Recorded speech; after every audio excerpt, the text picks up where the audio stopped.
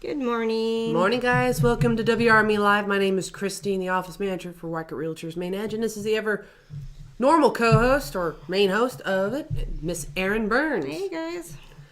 The light update on Carl is that he is being worked out of sedation. The only way I can understand it, as conveyed to me, is that they're waiting for certain benchmarks. Once he hits a certain benchmark, they can reduce the sedation even further. But there's clearly someone home. I hope that made sense. Compared to last week when he was doped, he's home. He's talking back and forth with mom, even if it's just through nods and hand gestures, because he had a tracheotomy this week.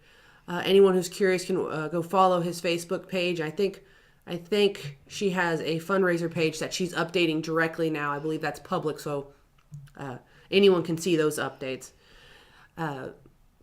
We hope he'll be out of there as soon as able, but no specific time frames have been provided. That's okay. I went live on the wrong page. Where are we live?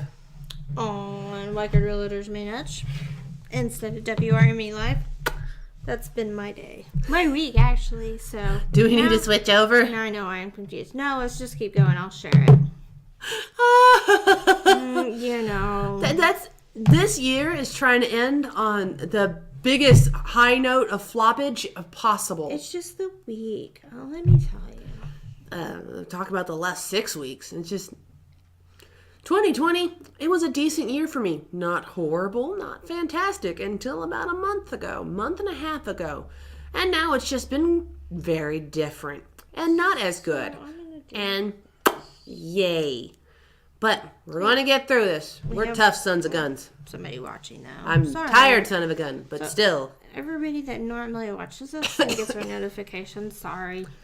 Sorry, guys. My program was giving me a hard time this morning anyway, and then I did that. So and the caffeine takes a good 3 years to kick in. There's a delay. I'll be really hyper in about 3 years. I mean, wound. I'll be able to power a transformer.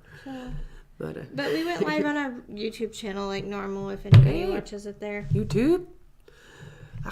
In the meantime, we were going to talk about, at least in Oklahoma, I'm betting in the northern states they've already done this stuff. But in Oklahoma, legit winter is about here.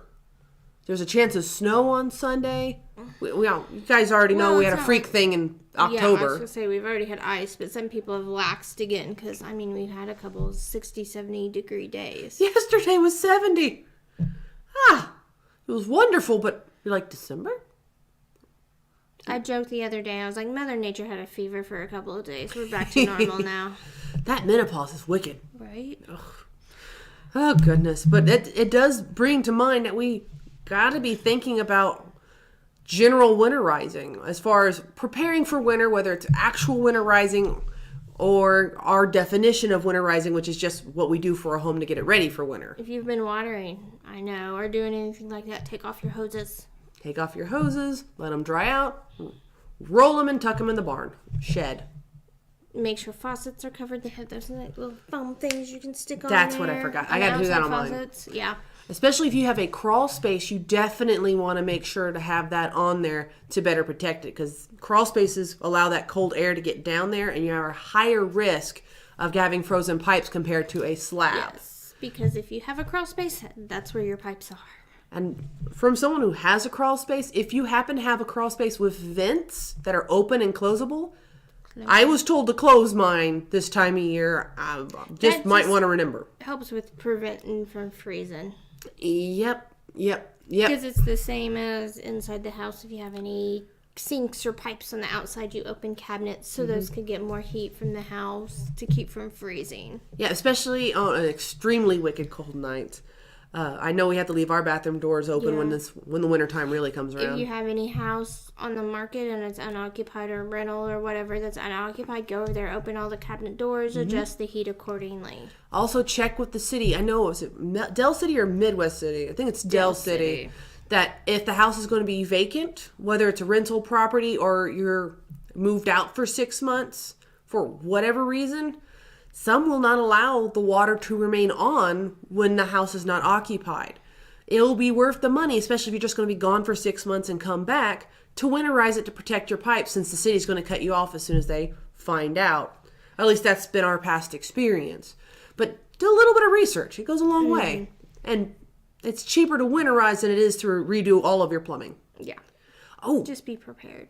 I had this happen in And my if you're last gone, house. have somebody check on the house. Oh, yes. Yes, So indeed. if a pipe does bust, it'll be noticed at least a little sooner than it would if no one was there. Even if it's once a week, that's still better than going a month or two without somebody checking on it. Very much so. But this also reminds me of, you think of crawl spaces, but slab houses, if you especially have an add-on, when you do an add-on, it's very common for them to run the additional plumbing through the ceiling.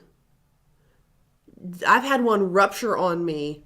I came home from church and like 5 minutes after walking in the door, I get a nice shower and ruptured in the attic. And so another thing to keep an eye on is whether you've just got this house or it's been a while since you've been up there, go make sure there's insulation on top of those water pipes. It's just going to save you a ton of money.